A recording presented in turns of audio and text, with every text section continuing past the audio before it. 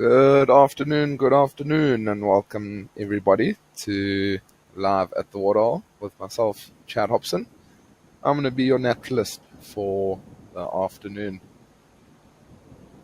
Very warm welcome to wherever you are in the world joining us here live.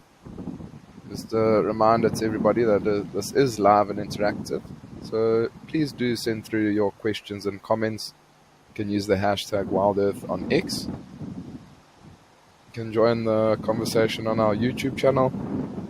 If you would like to subscribe, you can do so on our website, or you can download the WildEarth app and do it there.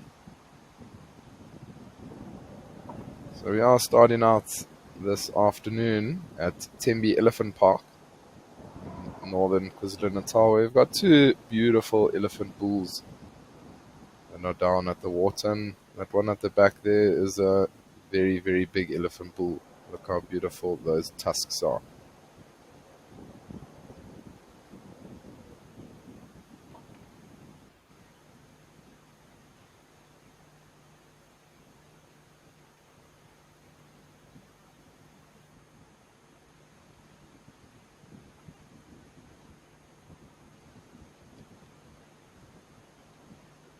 Does look like, that elephant isn't enjoying those impalas that are around there, just chasing them off.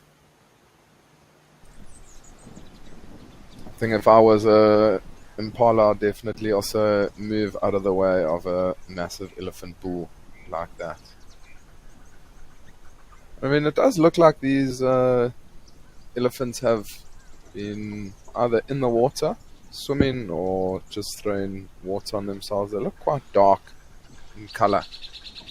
So maybe it is, after all that rain, I'm sure it's very humid up in Zululand, as I would know after many years spent up there.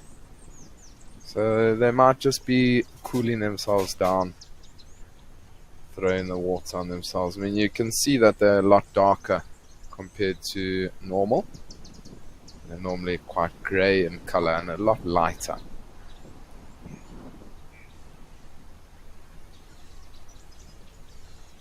That elephant, I wonder if it's going to give himself a nice little belly scratch.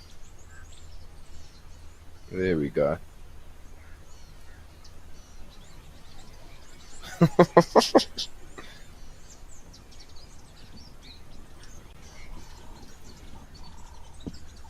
Just getting to those parts that he's unable to scratch.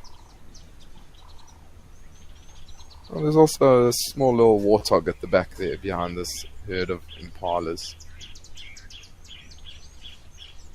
Nice, beautiful, and lush.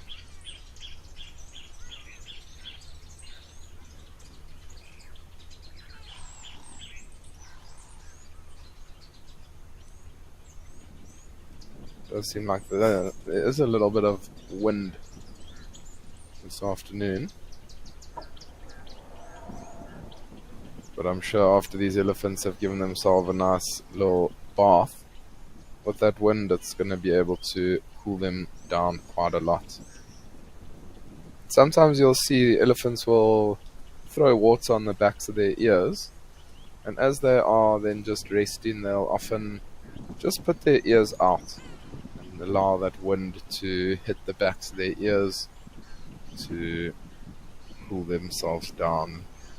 This elephant's also giving himself a nice scratch on this tree.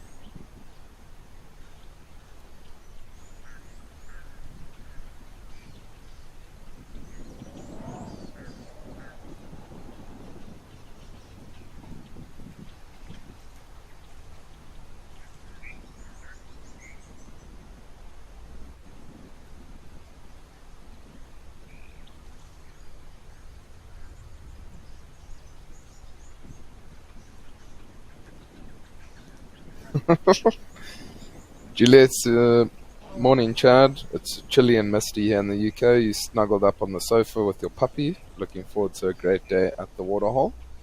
So I hope I have my lucky sandals nearby and have a good one.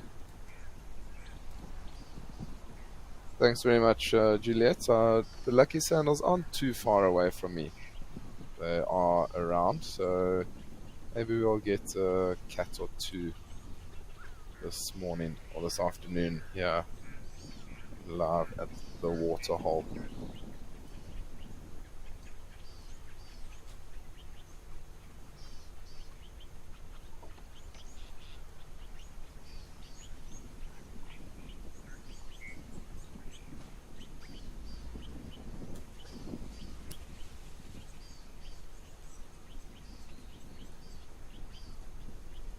Ooh.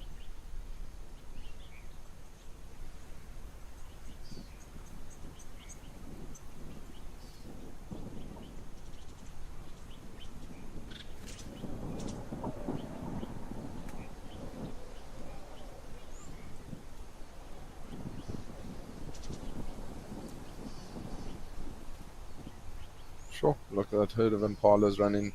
This could get quite interesting. Let's see if they do have a bit of a fight together.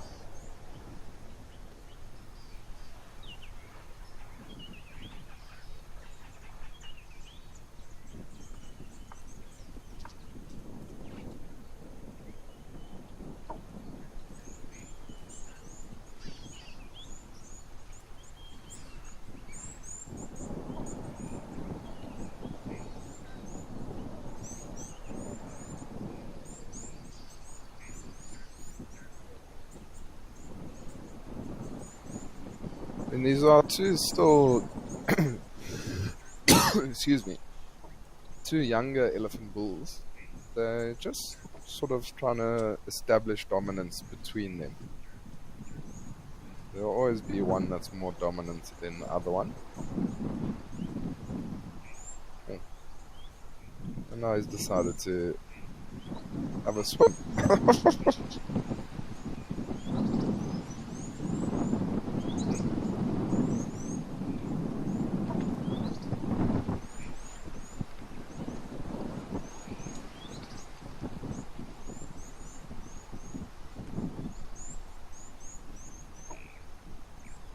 So that elephant that's now looking at us, if we do get another look at the back of the ears, it's almost quite pinky brown color.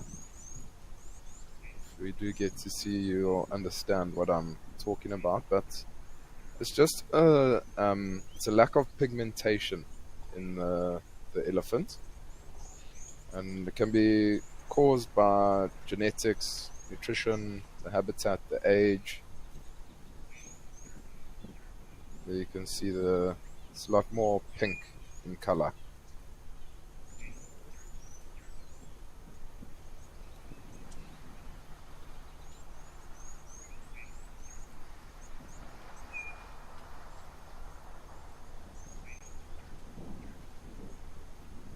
Wrestling match in the water, that would be quite entertaining.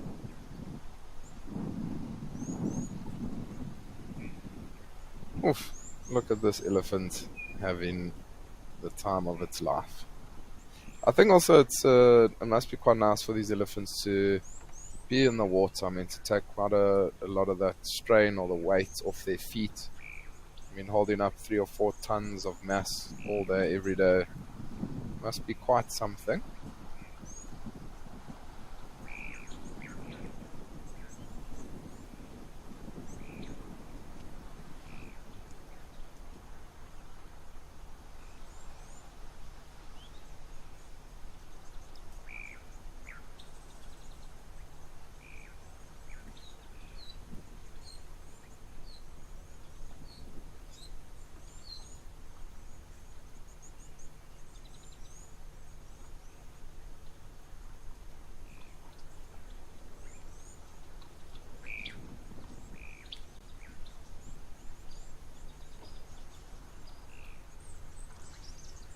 How beautiful is that elephant there at the back with those beautiful big tusks?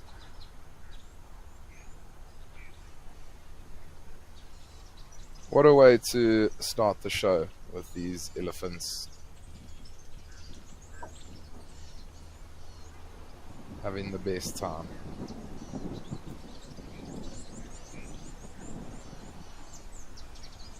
The zebras are just watching on. All that one wants to now get involved also.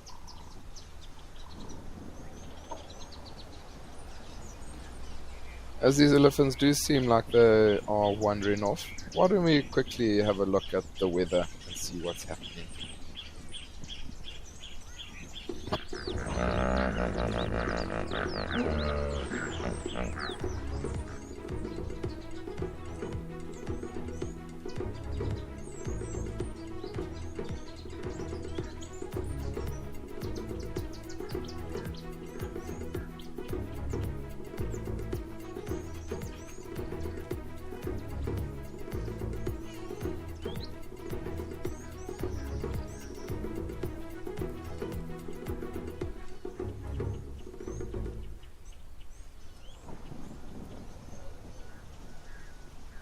So it does seem like it is a little bit chilly throughout the country. I mean, winter is very, very fast approaching. But it seems like the rain has mostly moved on. And I saw that it said Ndumu was 19 degrees Celsius, and Ndumu's literally right next door to Tembe, so and it's not the hottest of days, but I'm sure the humidity is probably through the roof.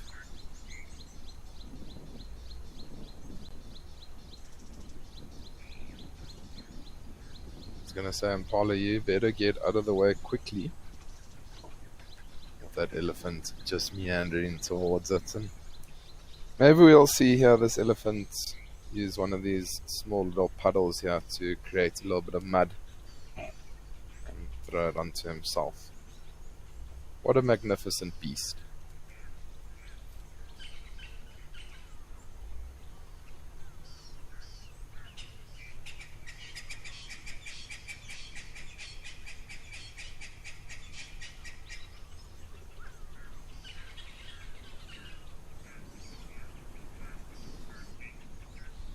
That elephant's wandering off, and the area around where we are currently here at this waterhole in Tembe is very, very thick.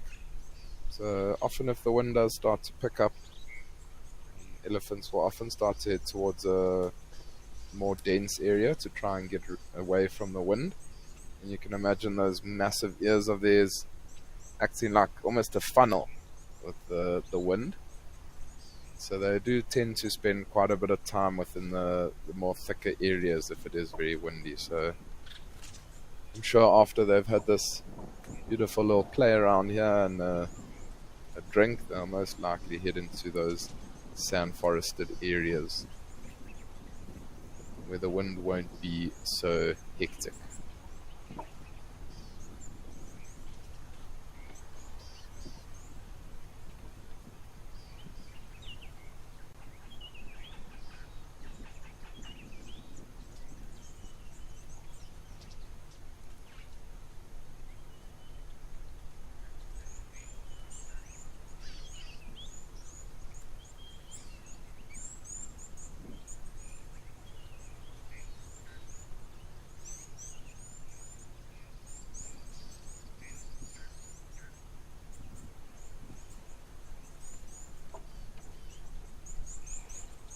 Rochelle, you asking, say hi Chad, I see that one of the trees has got a horizontal branch base. Is that from the browsing level?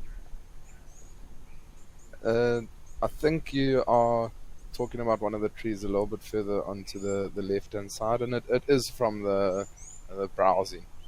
So, I mean, within this area around Tembe, the most abundant antelope is the Nyala, which is predominantly a browser. And so, I mean, that's... I'm not 100% sure where this tree is. I did see it. But anyway, so that is definitely from the browser. If you see the tree that's got a very horizontal like base to it, that's from the browsing level. And because the Nyala is very, very abundant within the area around Tembe, I mean, they're all sort of very similar in height. So they'll only be able to get to a certain height of the bush. And over time, that tree will actually then start just growing into more of a like a rounded bush, and it won't actually push lots of the nutrients to the lower leaves or lower branches because they're just going to get eaten. So they'll rather go up to the top of the trees.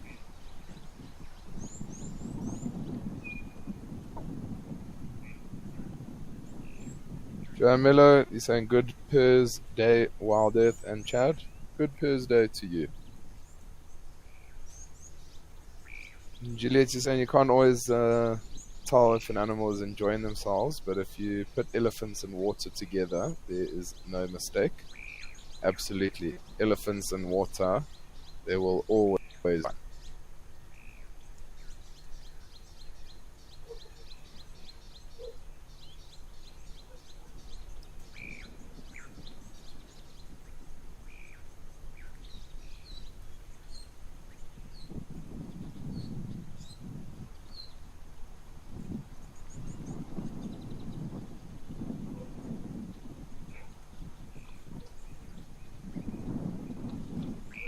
It's always a great way to start with all the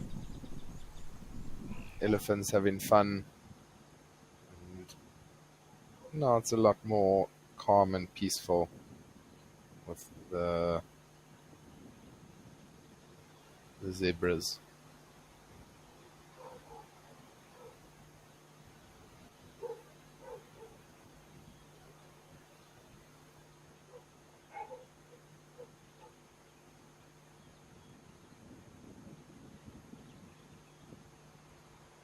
Jive Bunny is saying your granddaughter might pop around because it's Easter holidays, so we'll watch while I can. Thanks very much, Jive Bunny. I do appreciate that, and if she does come around, no problem whatsoever.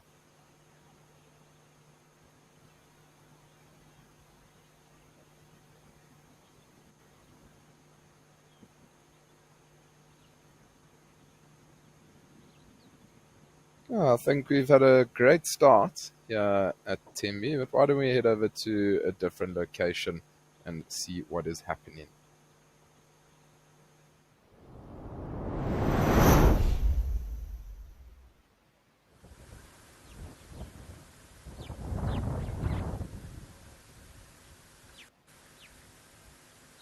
We're at Naledi Dam now. Let's see how good everybody is today. What antelope do we have here drinking? Let's see if somebody can get it right.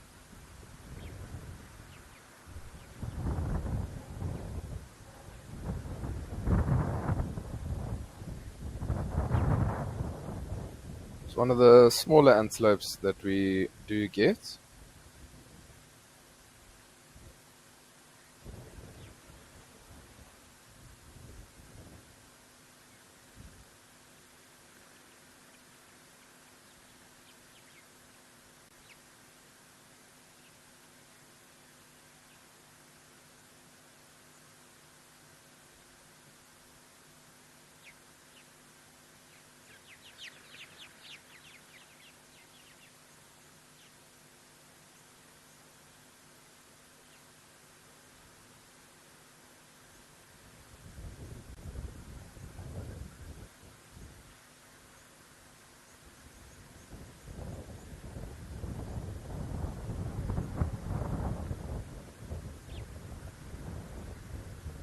Irish Tickle saying, oh, what fun watching the elephants swim and no zebras. I'm so glad I'm now a contributor to your program. Hashtag Wild Earth. Thanks very much, Irish Tech Girl. I do appreciate that.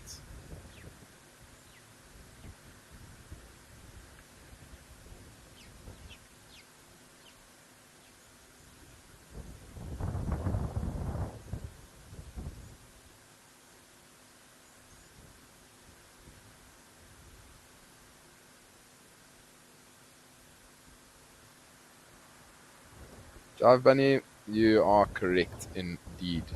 Saying Steenbok. it is indeed a steenbok. And it's quite amazing to have such a beautiful view of it, because often when you see them out on game drive or out in the bush, as you see them, they sort of dart off. They can be quite skittish. It's amazing to be able to view them without them being disturbed.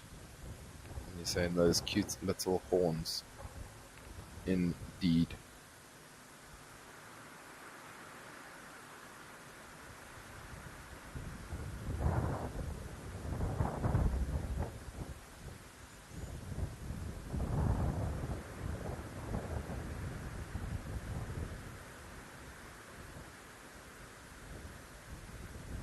So just a reminder to everybody to please join our YouTube membership program. Uh, there are some great benefits to this. The best one being that it's an ad-free stream that you can rewind and pause whenever you would like. And if you would like, you can go to our YouTube channel and click join to find out more. This is a really simple process, and if you are on DSTV, think about coming across to YouTube for an ad-free experience for a fraction of the cost. All relatively new smart TVs have the YouTube app, so you'll still be able to watch on your TV.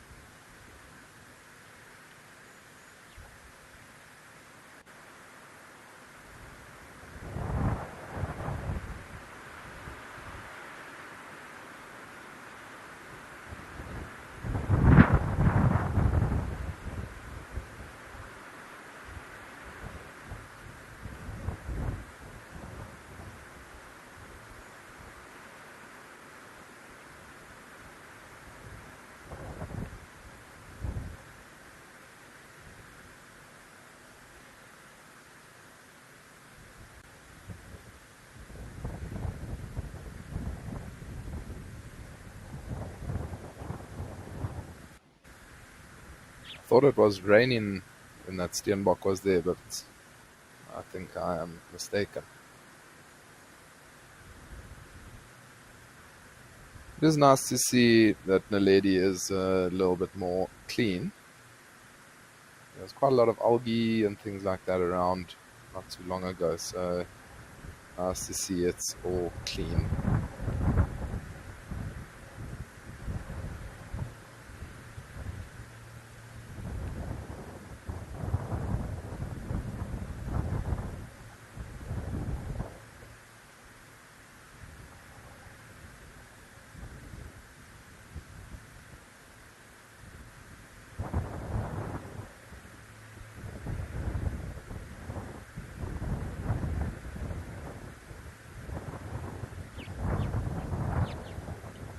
Bradley Hayes Turner is saying that this live stream makes working from home worth it. Well, I'm very glad I make it worth your while working from home, and hopefully I'm not too distracting. But it's nice just to have on in the background. Every now and then you can lift your head up from your laptop and have a look, see what is happening. Spaz Lankov, you're saying how often Steenbok are seen at Naledi. So, I mean, Steenbok, I don't know exactly how often they are seen exactly here at this waterhole coming down to drink, but you do see them within the Kruger National Park pretty frequently. But I mean, they're also not very water dependent, so they don't have to move towards water all the time. I mean, even a small little puddle, they're able to then drink from that small little puddle in the road. They don't necessarily have to go to a bigger water hole.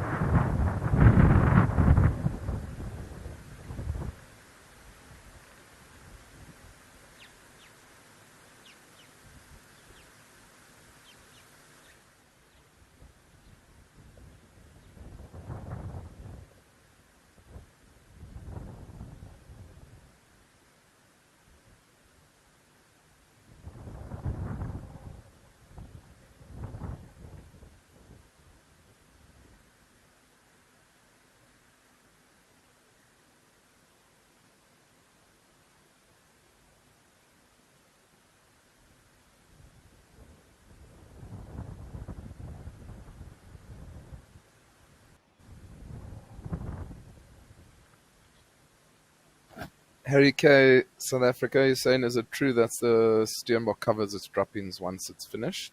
The Steenbok do cover their dung once they are done going to the bathroom. So you are 100% correct.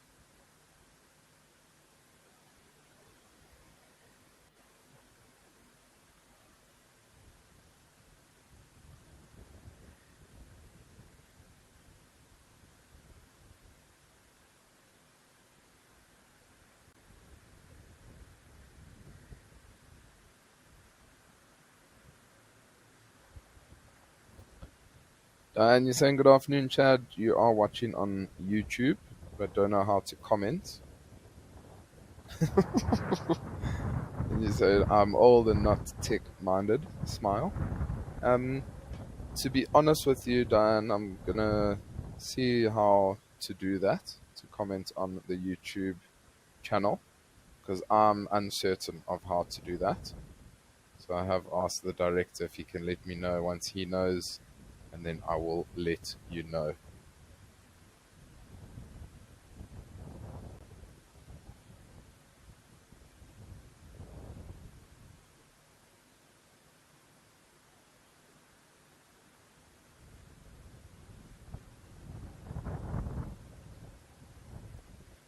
Well, that was beautiful to see the Steenbok here at Naledi. Why don't we head back over to Tembi? It seems like the elephants have come back.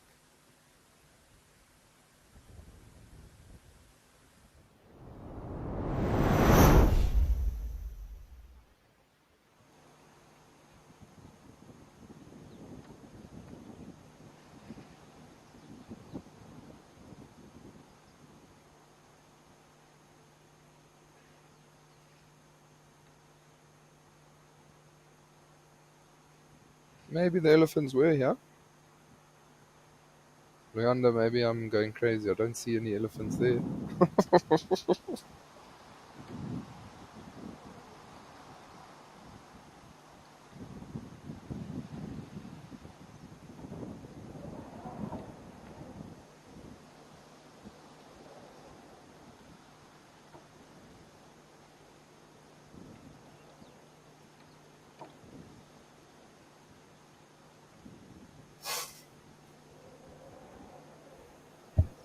Thought the elephants are there. I was gonna say I thought I was going a little bit crazy.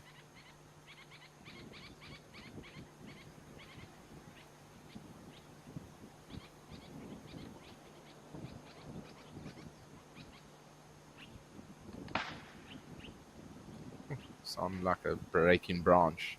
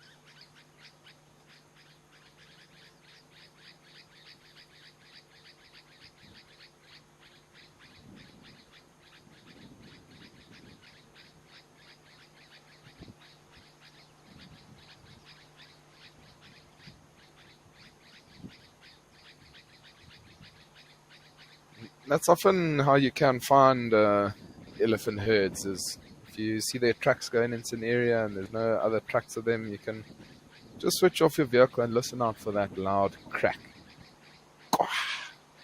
Often hear them breaking branches and feeding. If you don't hear that, you can hear often the rumbles of them communicating to one another.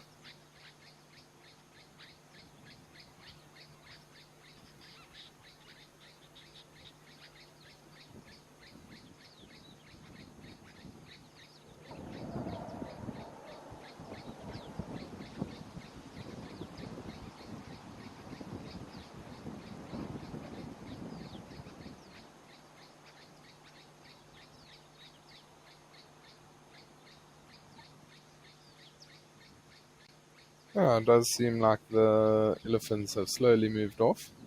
Why don't we head over to Rosie's pan and see what's around?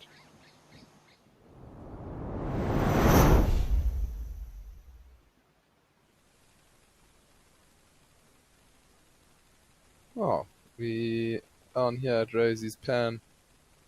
Maybe do a little. Oh, there we go. I was gonna say do a little bit of birding, but most of the birds did fly off. But there is one still left there. How beautiful those blue wax bills.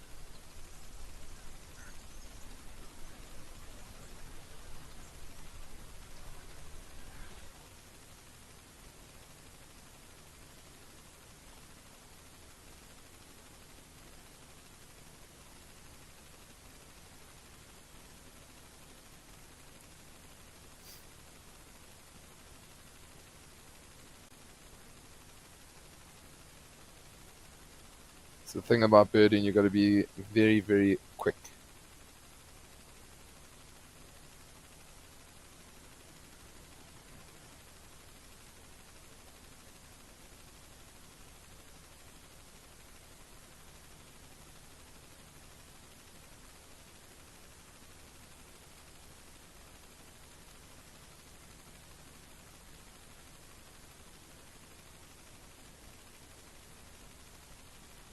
How beautiful are those starlings? I love the iridescent colors of them.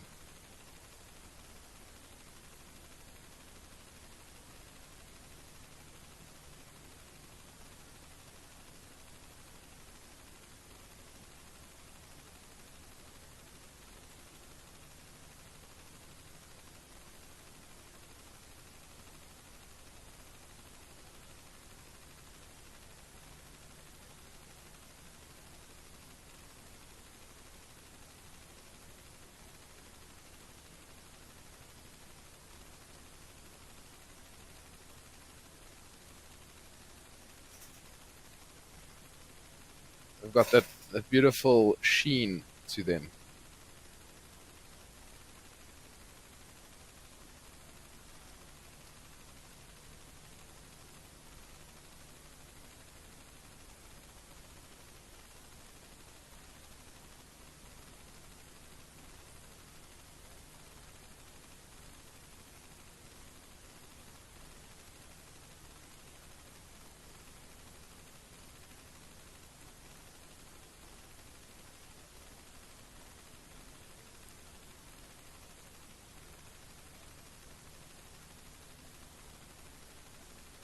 Erika is saying Cape Turtle doves, green emerald doves, your ultimate favorite. Brilliant. I'm glad. I think my favorite has definitely got to be the African green pigeon, or of the doves and the pigeons. It's definitely my favorite for sure. Darkman Lover, hello to you. Saying hello, Luyanda and naturalist Chad Hobson. Hello to you. Hope you are having a fantastic day.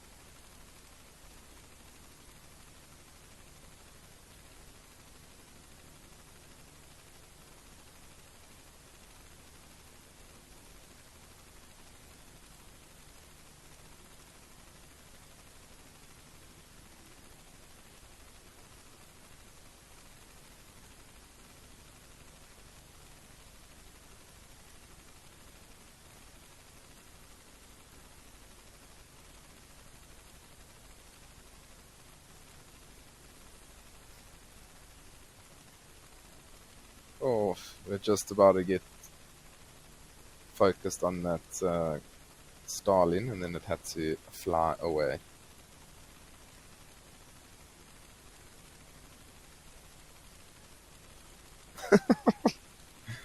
You understand that that starling's got a personal problem with him because as soon as he wanted to go there, he flew away.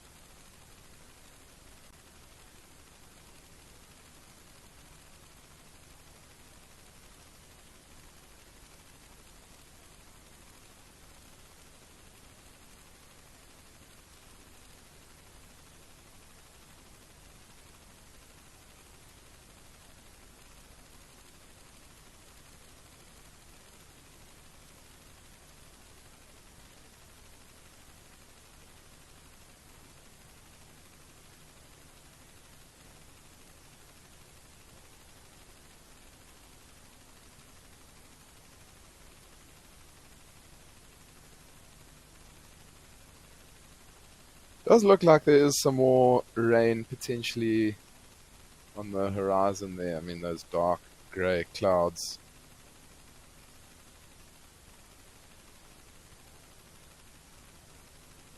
Nobody's going to say no to more rain.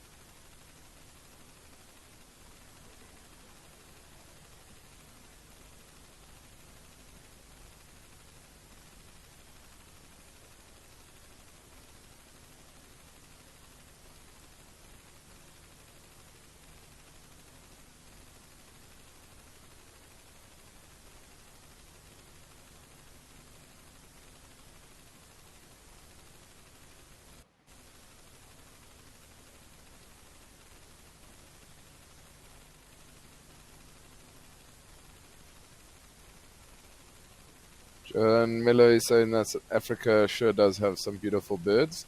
Africa has phenomenal birds. I mean, lots and lots of beautiful different colors, shapes, sizes. Mm, spectacular. I think in Southern Africa, you can see 967 different species of birds, which is pretty remarkable. Moonbeamy Smith, it's the feathers themselves that makes the iridescent color of the starlings. There's a there's some specific structure within the feathers that gives it that iridescent sheen to it.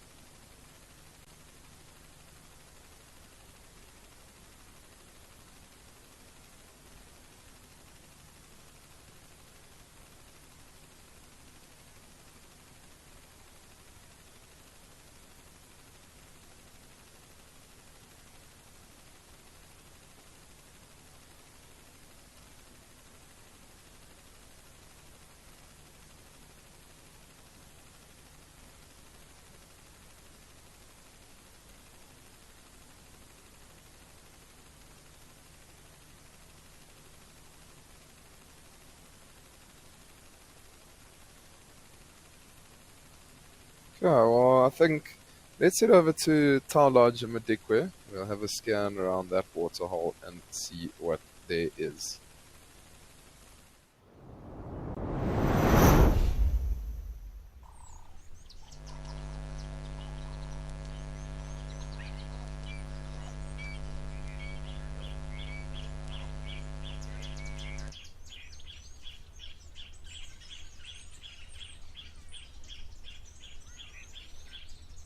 Yeah, so welcome to Tau Lodge in Madikwe Private Game Reserve, where there's a beautiful heron that is sitting there.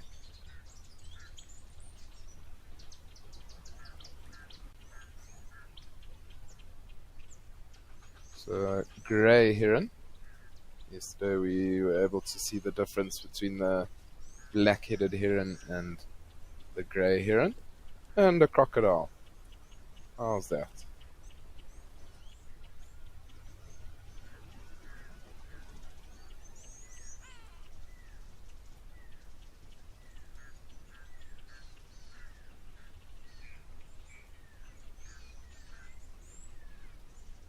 Sure, the crocodile's looking for anything to hunt.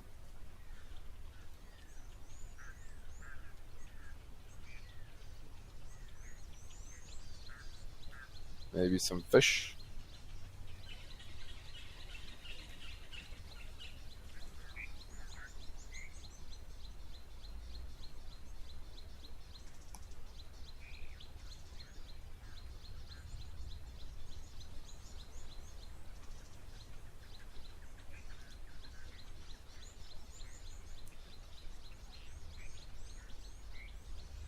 Camilla is saying, are most of these birds migratory or do they stay all year long? Most of them do stay, but there are a handful.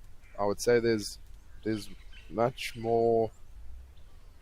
Um, how beautiful is this crocodile coming out of the water? So I'll say there's many more birds that stay than migrate. There's a handful of them that do migrate. Those crocodiles may be coming out the water to enjoy some basking in the sun.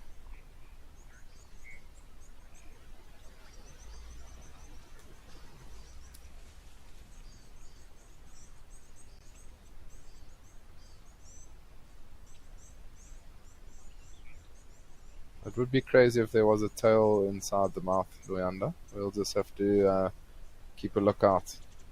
See. Oh, there's an African spoonbill at the back.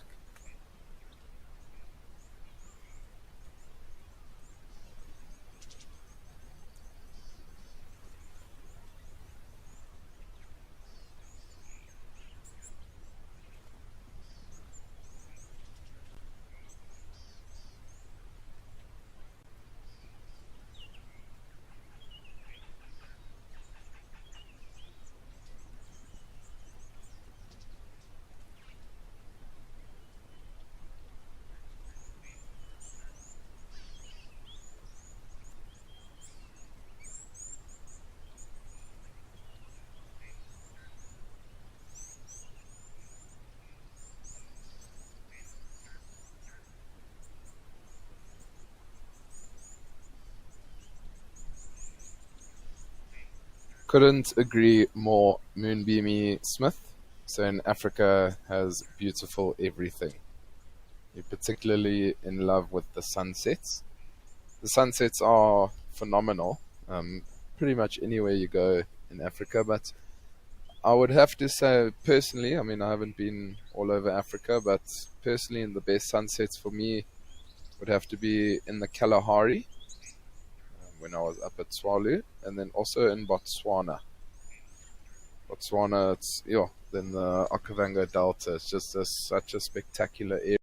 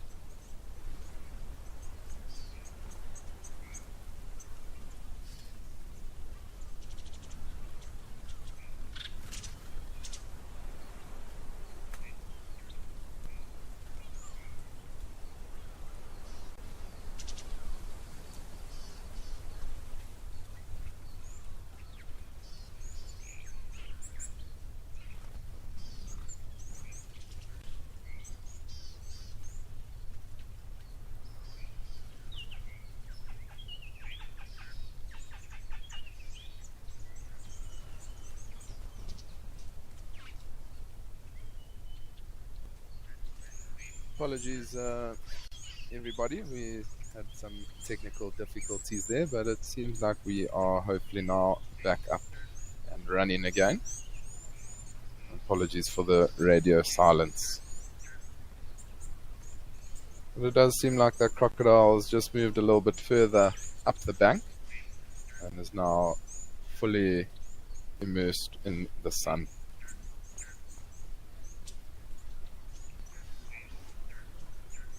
Dan from the UK asking, how do birds with long bills manage to preen properly, especially their necks? Dan, it can be quite tough for them to preen, but they are very flexible and agile in order to move their head around and preen and things like that.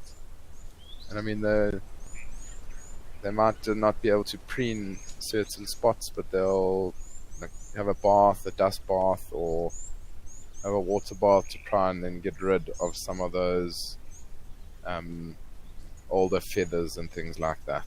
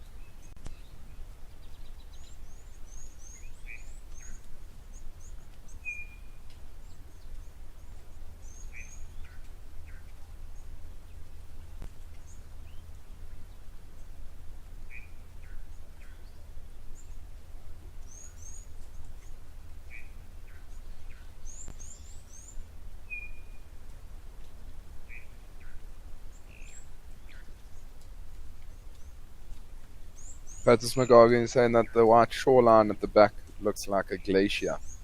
It does look a little bit like a glacier. There was at one stage a little bit earlier where the sun was hitting it at the right angle, and it literally did look exactly like a glacier.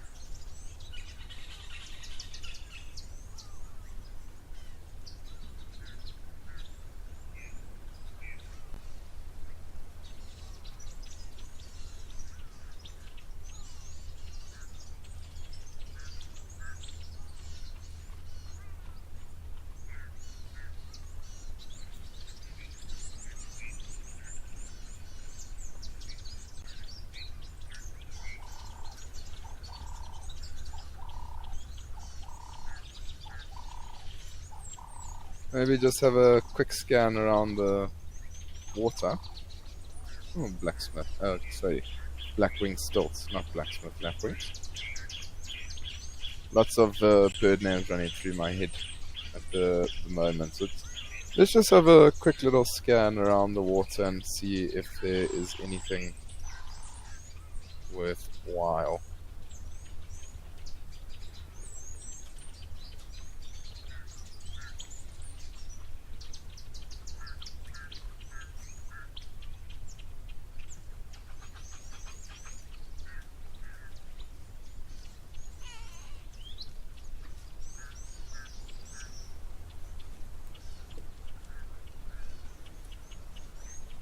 It's amazing to see how Tau Lodge is much fuller now after the recent rains that Madikwe has had. Very, very special to see.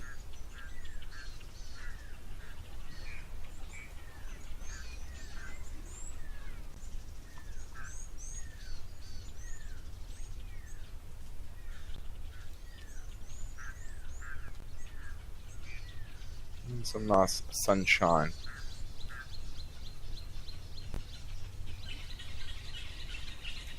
Oh, we've got a beautiful male kudu that's just appeared from the bushes there. Maybe he'll come down to the water to have a drink. Such a spectacular antelope.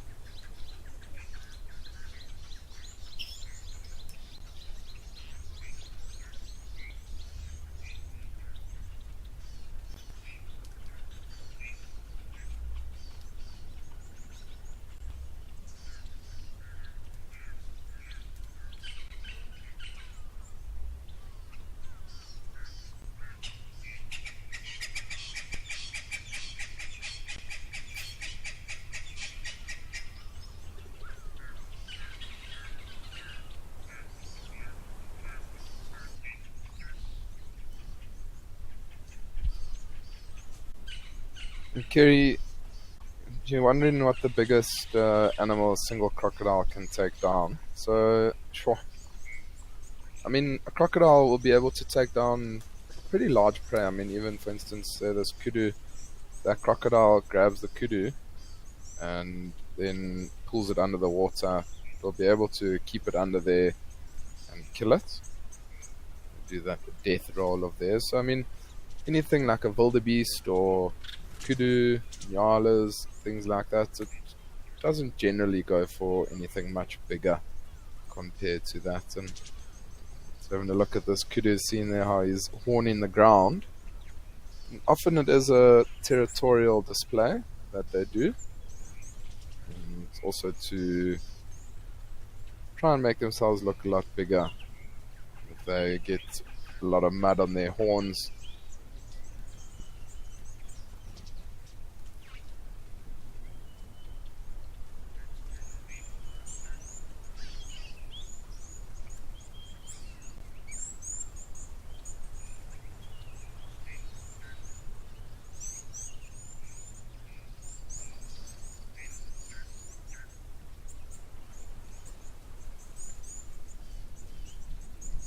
Andy K, the African boy watching from Kenya, East Africa. Thank you very much for tuning in, Andy, all the way from Kenya. You do indeed have a beautiful country. Not that I have been to Kenya, but just seen all the photos and all those beautiful wide open spaces up in Kenya for the animals to move around.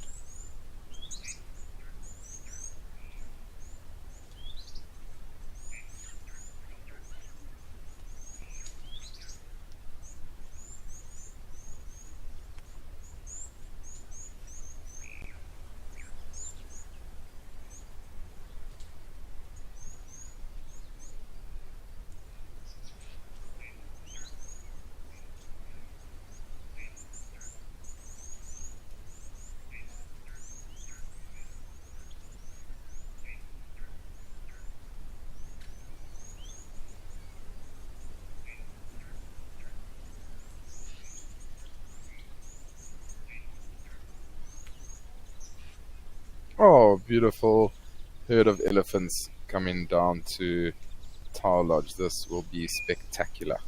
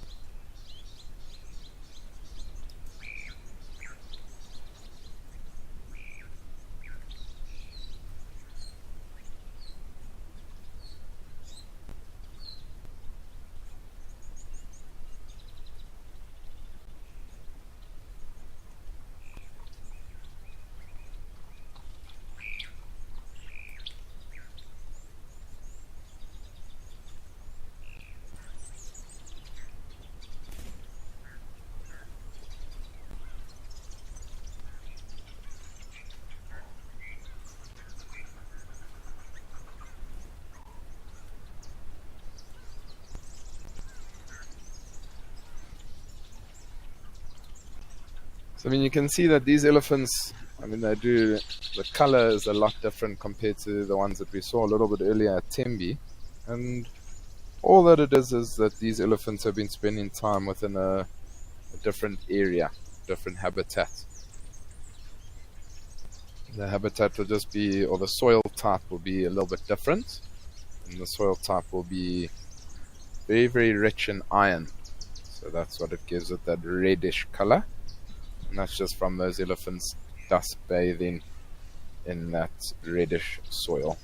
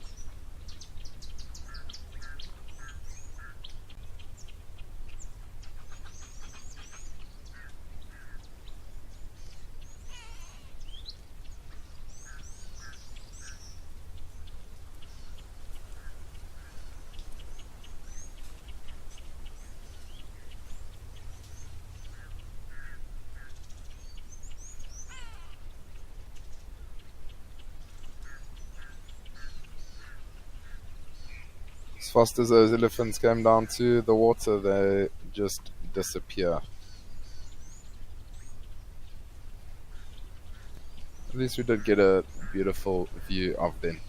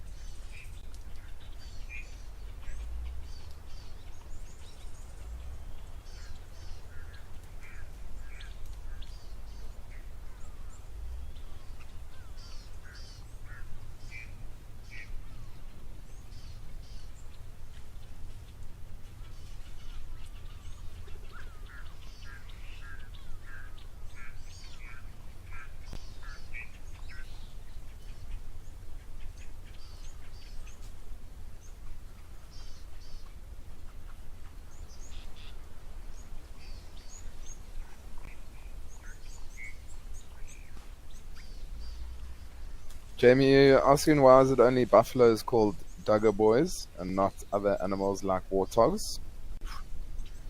Jamie, to be honest with you, I don't have a clear answer for that, why they don't call other animals Duggar boys. But, I mean, the reason that they call the buffalo bulls Duggar boys is, I mean, Duggar meaning the mud, so they cake themselves in mud. And often the Duggar boys are in a small little bachelor herd. So there'll be 5 or 6 buffalo bulls all together, all males. Whereas warthogs, you won't find them in bachelor herds, say for instance. You find male, female with their youngsters together, but you won't find young males all together. Maybe that's one of the reasons why.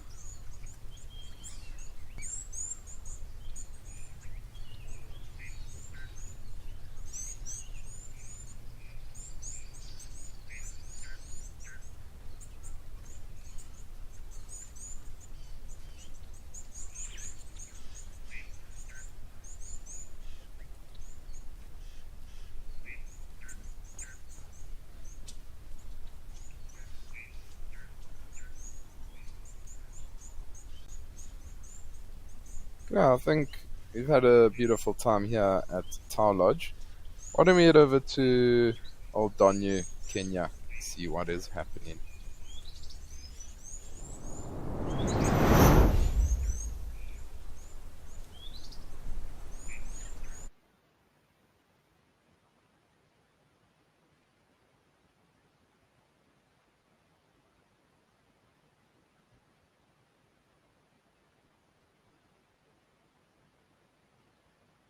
Seems like we lost the feed there at Old Donyu. So we are now back at Tau Lodge. We'll try and get that sorted ASAP. Okay, tech seems like they are onto it today. We can head straight back over to Old Donyu.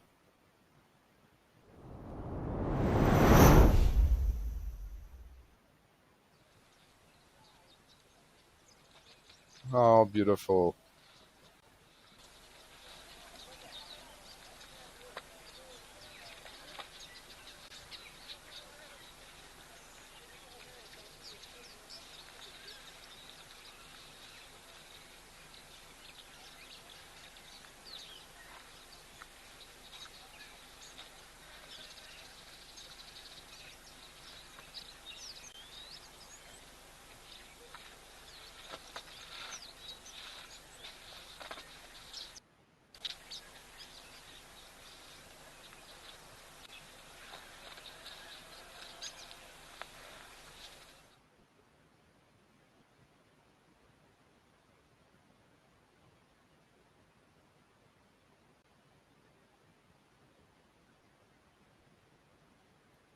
Apologies, it seems like we have lost the Old Donyu feed again. See how quickly Tech can try and sort that out. But Kiri, you're asking what a croc attempt snatching a small elephant with a herd that is that large.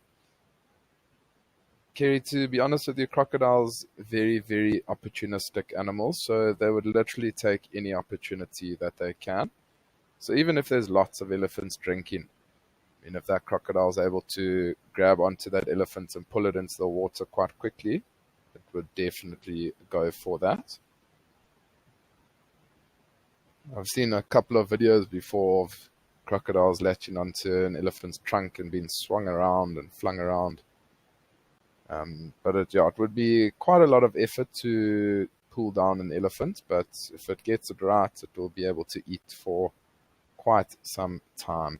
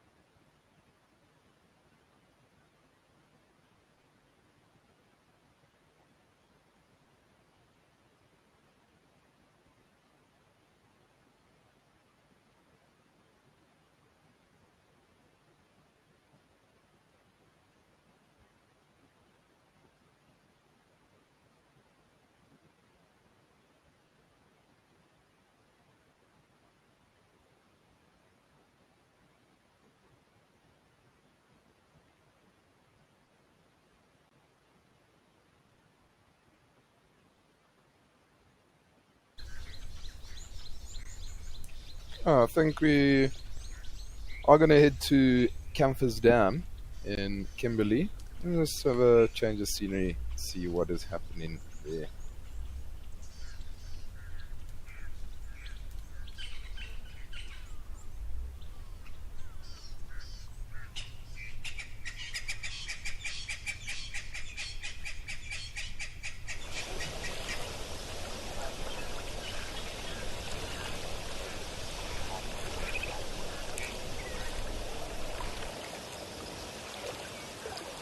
How beautiful is that change of scenery? Beautiful crystal blue skies.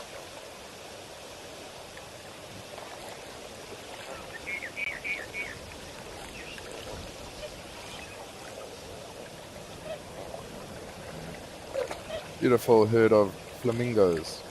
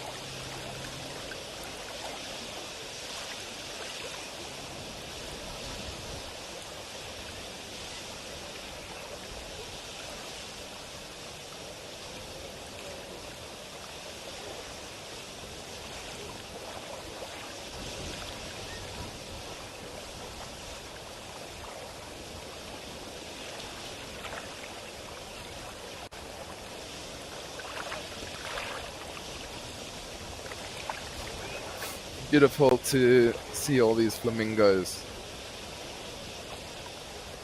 From flamingos to penguins to giraffes at Aldanu, live at the waterhole. Pretty much has it all.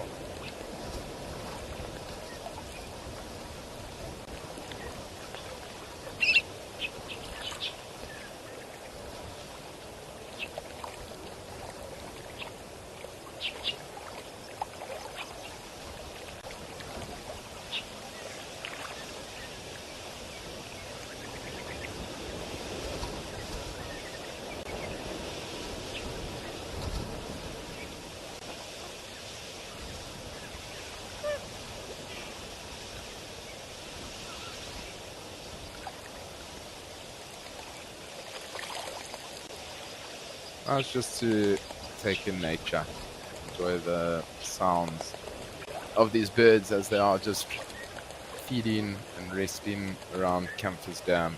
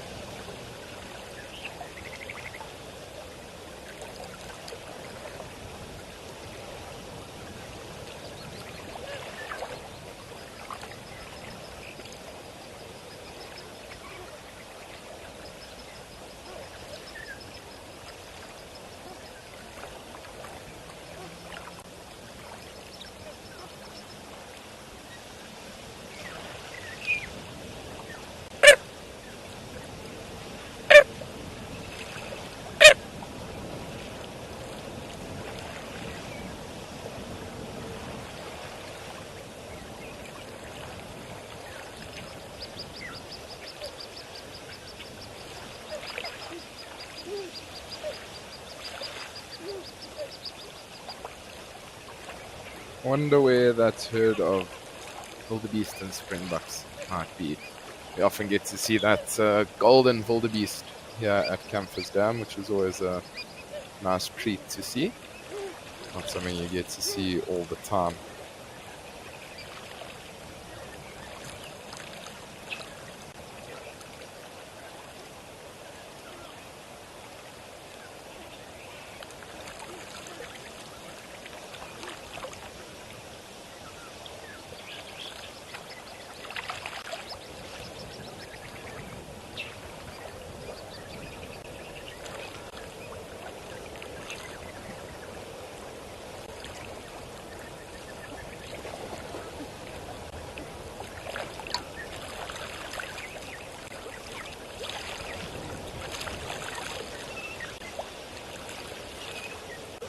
Yeah, I think let's head over to Stony Point. We'll have a look around and see what is there.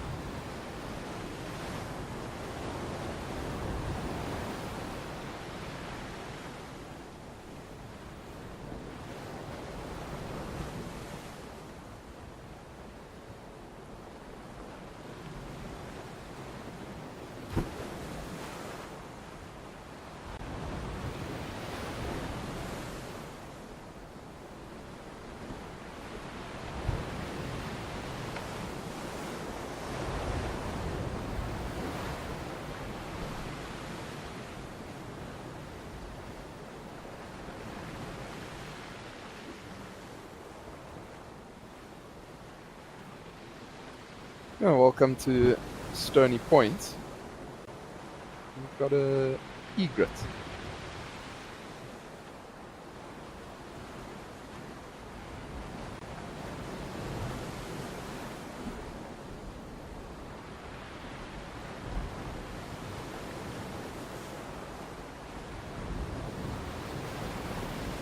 I think it is a little egret. The little egret, they've got black legs with yellow feet. So we'll just have to wait and see if we can maybe see the feet. It does look like he's got yellow feet.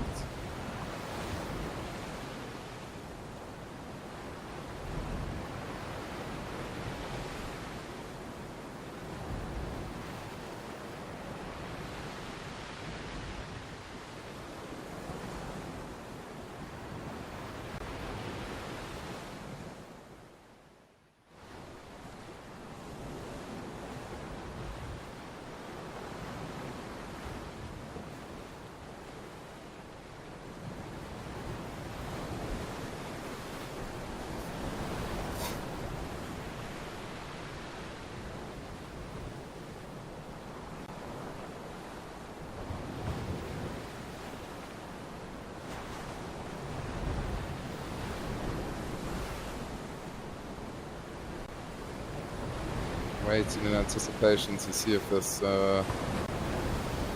egret's going to move for us.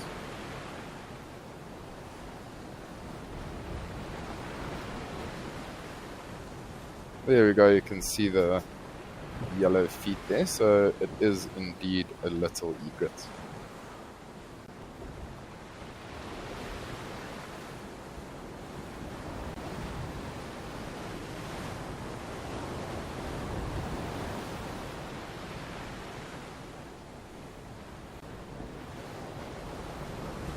Now, the great egret also, it has a yellow bill, where the little egret's got a more black bill. It's got black legs and black feet.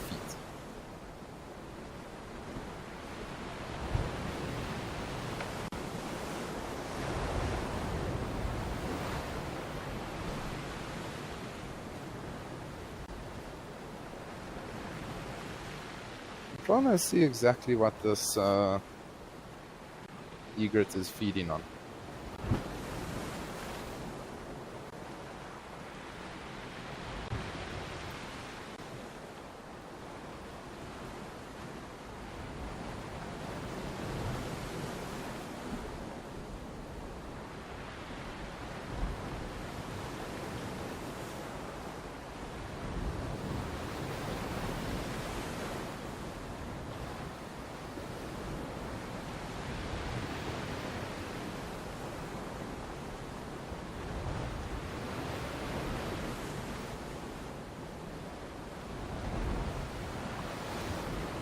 So, I mean, could be feeding on anything.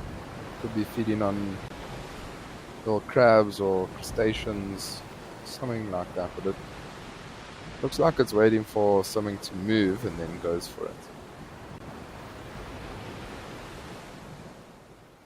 So egret's eating it too fast for me to be able to see.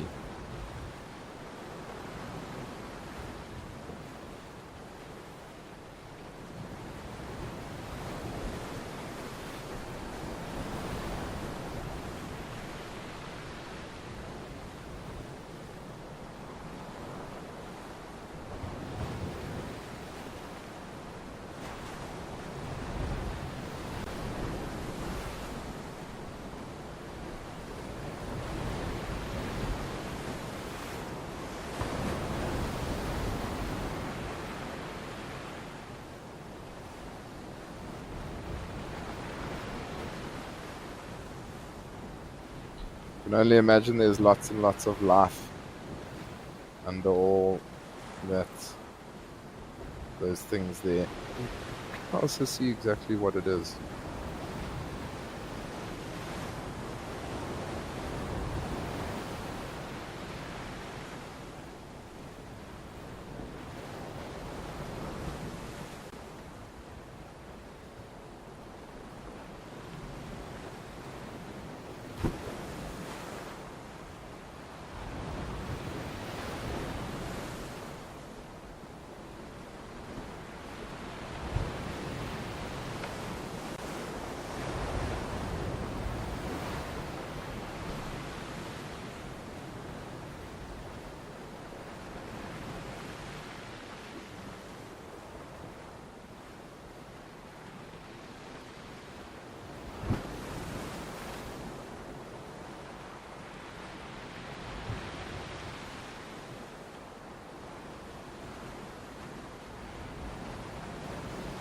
spiny lizard.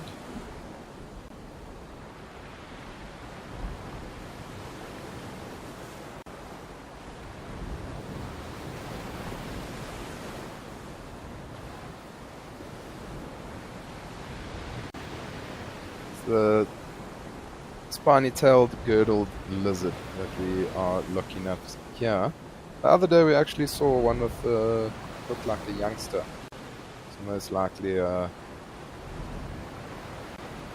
mother and youngster that were together, and I'm sure it's just lying there in the sun, resting, enjoying the baking sun on it.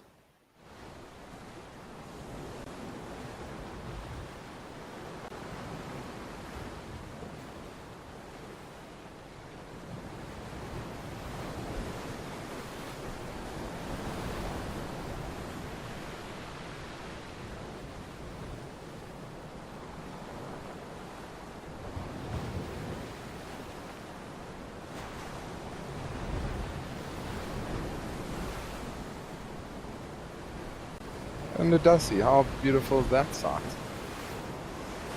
The Dussie and the lizard. Daryl, you're asking, did lizards learn how to camouflage at a certain age? So, Daryl, I think the lizards, I mean, they don't really change color or anything like that. So, I think just from a young age, they know if they stand still or stand still on a rock or in a certain area, that they will be able to just blend in with the surroundings. I wouldn't say that it's something that they learn at a certain age.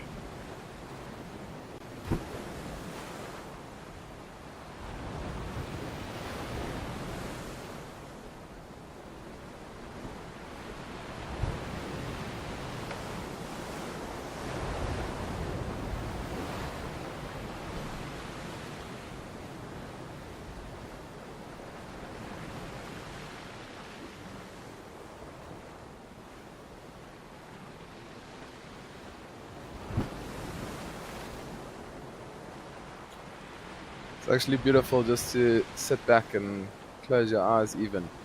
Just listen to the waves crashing here at Betty's Bay. Something nice and just so peaceful about it. I mean, I'm used to the natural sounds of nature, not listening to the ocean. Even when I do head to the ocean, if it's on holiday or on leave, just to lie on the beach and listen to the waves, it's something almost like therapeutic. With no thoughts running through your head, just listening to those beautiful sounds.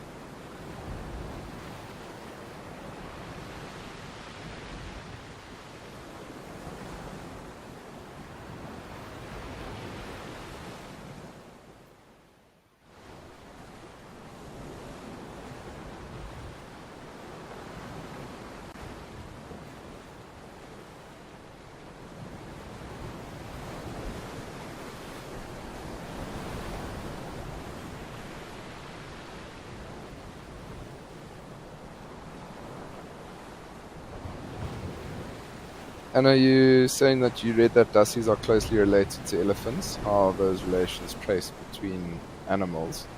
So, and I mean, just for example, so with Dussies and the African elephants, they are the closest living relative, in spite of their different sizes, one being the largest land mammal, Dussie being very, very small, but the similarities in the structure of both the feet and the teeth. And so, I mean, with different relations, like traced between different animals, it's just like similarities with them. And that's how they, I mean, some animals have like the same foot structure, so they'll be within the same classes, teeth structure, different behaviors also with that.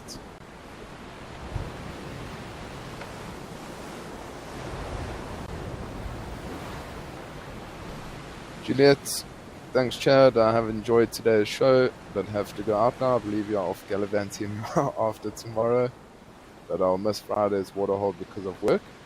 Good luck for your next adventure. Thanks very much, Juliet. I do appreciate that. And yeah, Friday will be my last day at live at the waterhole for April. That is.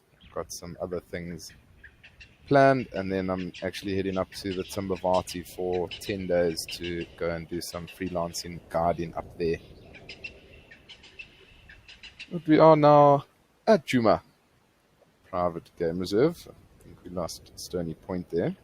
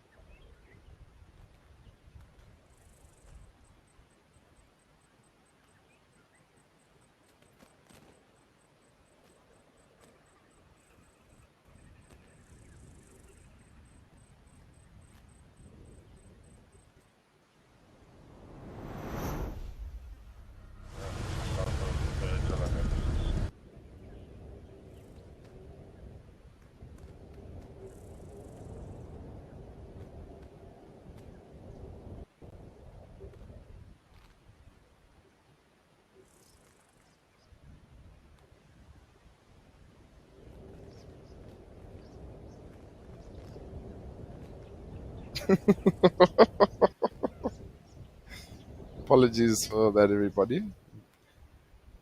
Technology sometimes just gets the better of you.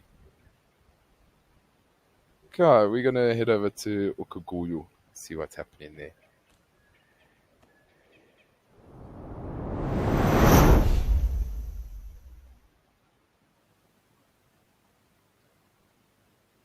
Nice and peaceful here at Ukuguyu up in Namibia.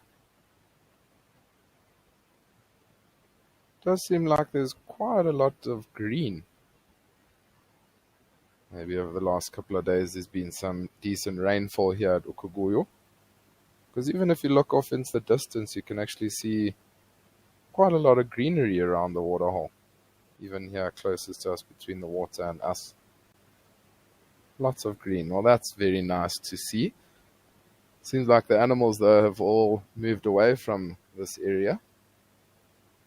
It doesn't seem like there's too much happening around the water for now.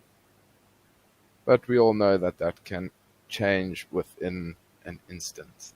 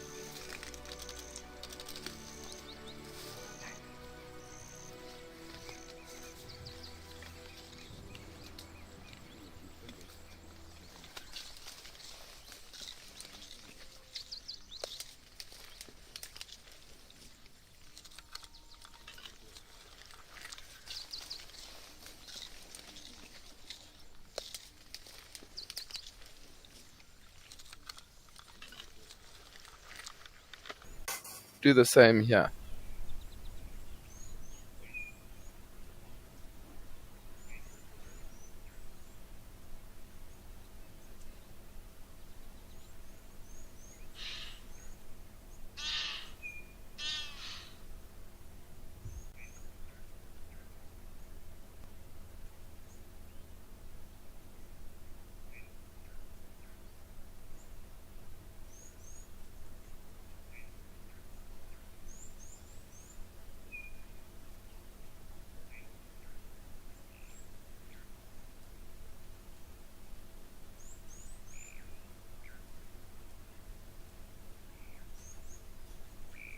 Just a reminder to everybody, this is live and interactive, so please do send through your questions and comments using the hashtag WildEarth on X. You can join the conversation on our YouTube channel. If you would like to subscribe, you can do so on the website, or even better, download the WildEarth app. You can have access to all of it straight from your smartphone.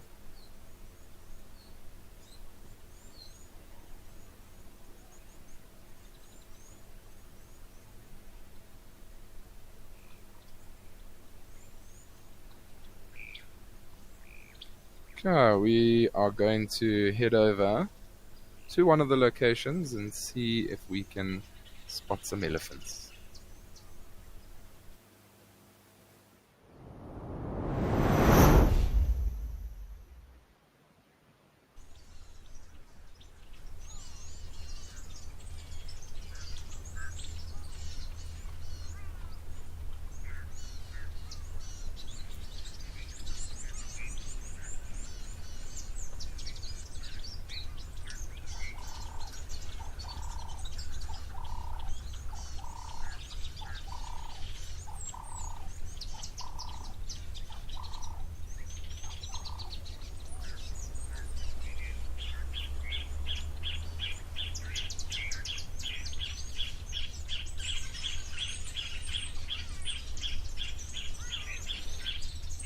There were apparently elephants around here.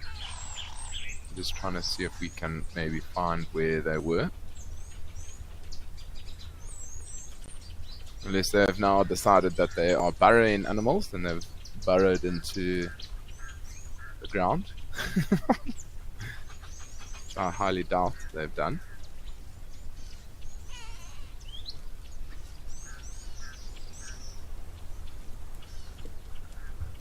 Nothing just yet. Maybe they're on the other side.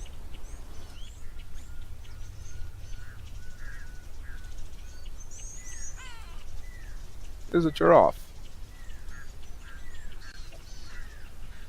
Stands out like a sore thumb. Can't hide anywhere.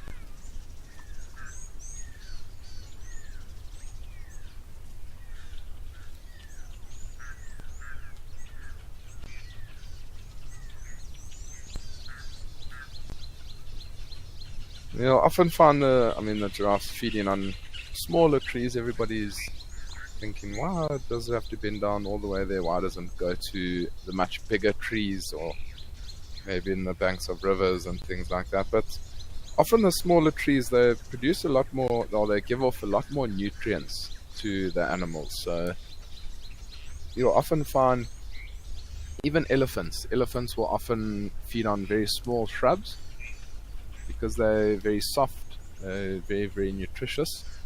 And you'll find giraffes, they feed on right at the tops of the trees, because often after rain, the tree will often push all the water and nutrients up to the tops of the trees to try and sprout new leaves and new branches and things like that. And that's exactly what the giraffe is looking to feed on. And so now that you know that, if you watch giraffes feeding, you'll often find that they feed just like that.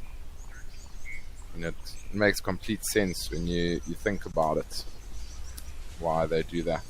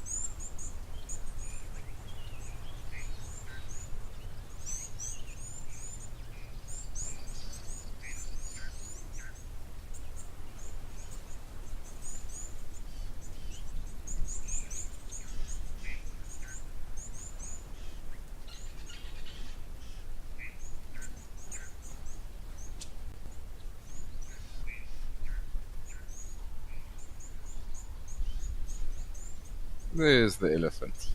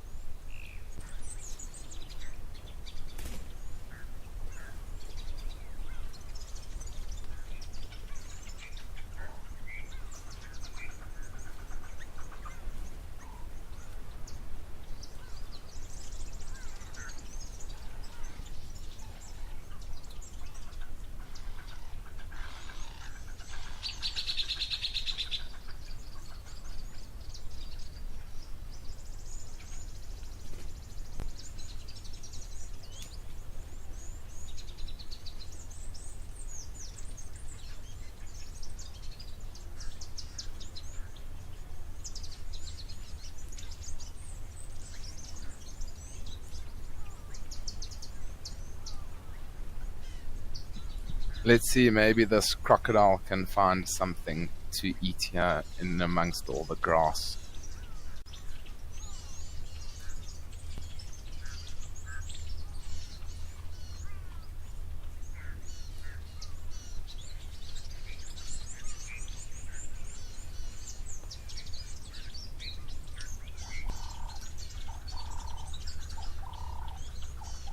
Yeah, let's head over to one of the locations I haven't really been to much, to King's Camp, where we've got an elephant.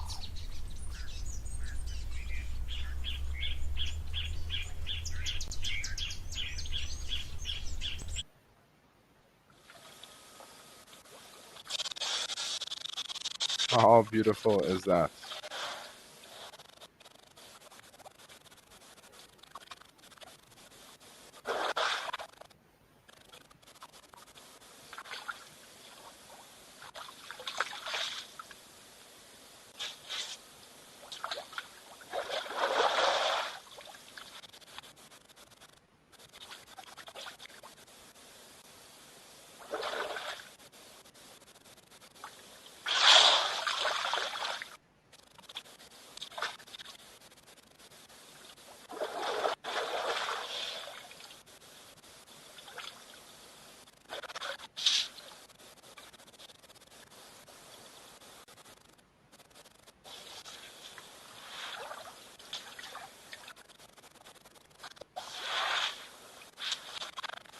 Pretty spectacular, this close-up of this elephant here having a drink at King's Camp in the Timbavati.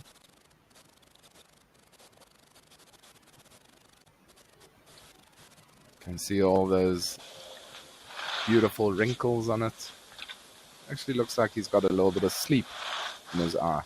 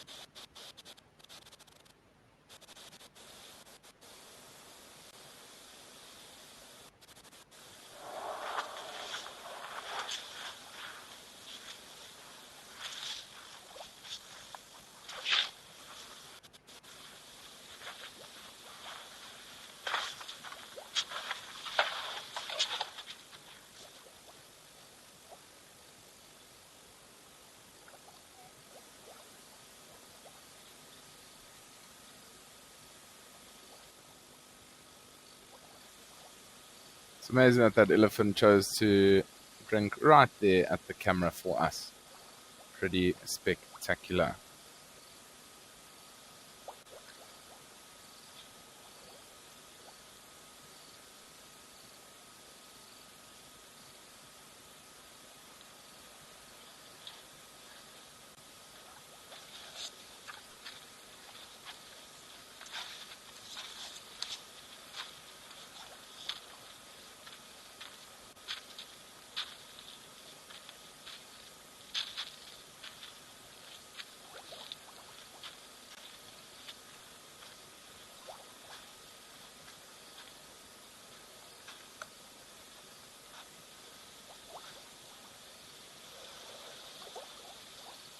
It's amazing how this elephant literally just towers over all those impalas. Such magnificent creatures. I could spend all day, every day with the elephants. Ooh.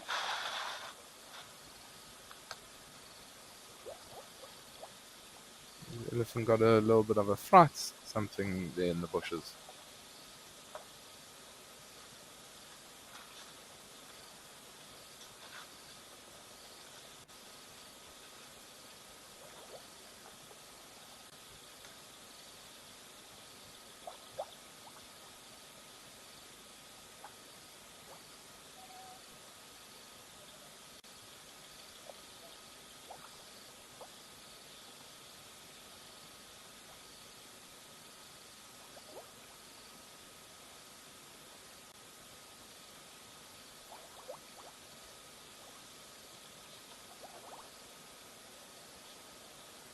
Yeah, now that this elephant has wandered off, let's head over to old Donyu for the last 4 or 5 minutes of the show.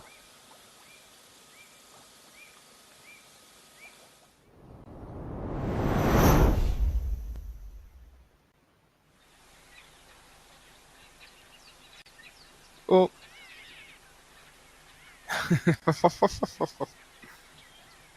Oh, there's at least another one.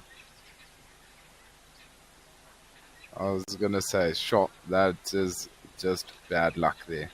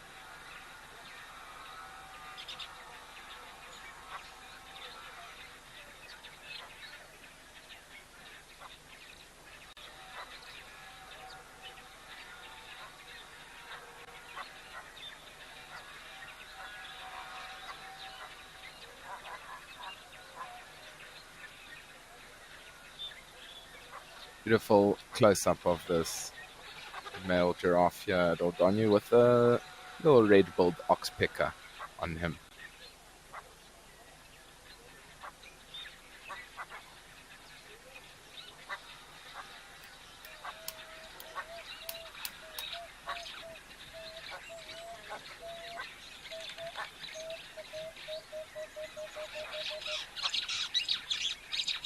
You see how long that giraffe tongue is used to grab all the leaves off the thorny trees in the way that they wrap around that branch while they are feeding.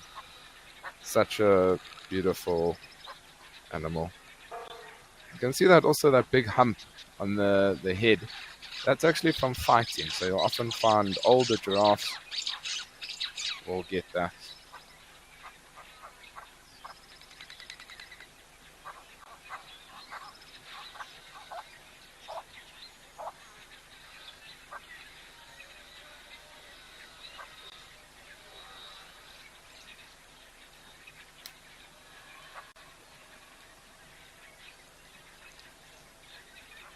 This is a beautiful way to end off, and it's been a fabulous show. Apologies for the little technical glitch in the middle of it, but I hope everybody has really enjoyed the show and got to learn lots. And I hope you have a great Thursday further, and I will see you same time, same place tomorrow. But for now, it's a goodbye from me.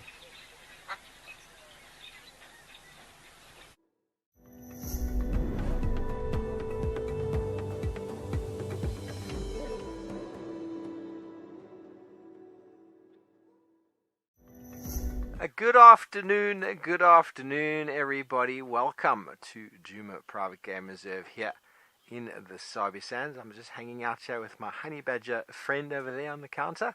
Welcome to the highlight reel of the last 24 hours. My name is Steve, joined over there by Cameron on camera, and this is On Safari.